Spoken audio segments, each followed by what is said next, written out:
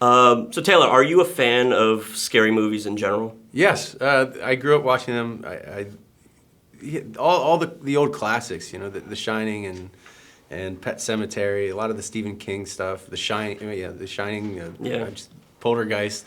Of course, they're the ones that I grew up watching. That I have a bunch of brothers, and we'd always kind of screw with each other afterward. We set up where someone would write red rum in the mirror in the bathroom just to screw with your brother. But yeah, those are the classics, and it's kind of in the same vein as The Forest. It's more of a psychological thriller. Keep you thinking and talking afterward, and Yeah, it kind of, I don't want to spoil the ending, but it has this ambiguous, you're not quite sure what you just saw.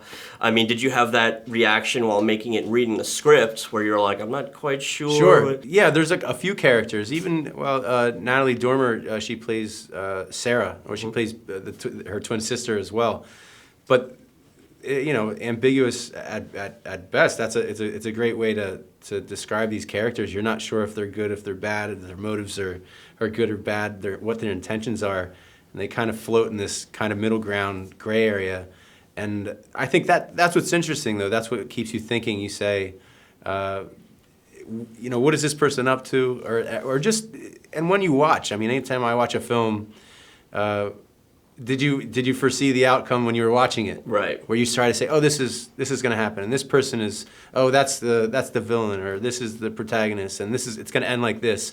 And you don't get the feeling at all that you have an idea or a grasp on how it's going to end when you read it or when you see it. Yeah, and your character is like, can we trust him? Can we not? He's super nice, but maybe too nice. Yeah.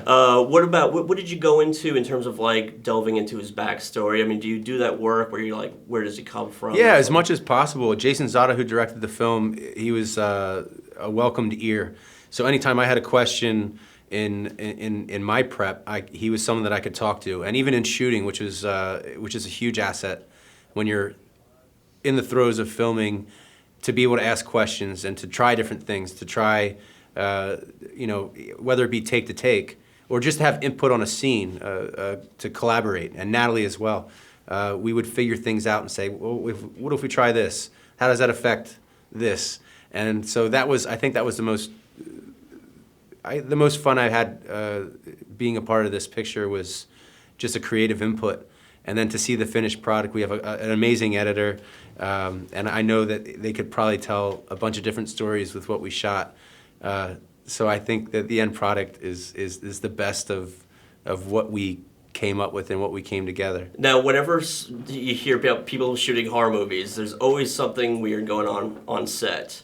Now, when you were shooting The Forest, anything paranormal, supernatural happened to you, unexplainable? No, we shot in Serbia for Japan. I think it was the middle of summer, so there were some thunderstorms, but maybe we had some lights go off a couple times, and then some people would get worked up, or someone would do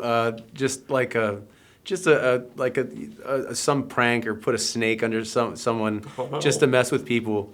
But the story itself, because it is based on a real place, and the backstory of this is rooted in fact, that people go to this forest in Japan, and a lot of people kill themselves, was enough to freak people out. So the subject matter and the story that we're telling was enough that at night some people were getting so weirded out. Yeah. Did I hear that? Right. And we were in the middle of nowhere on location in a forest shooting this stuff, and in large part, most of the time at night.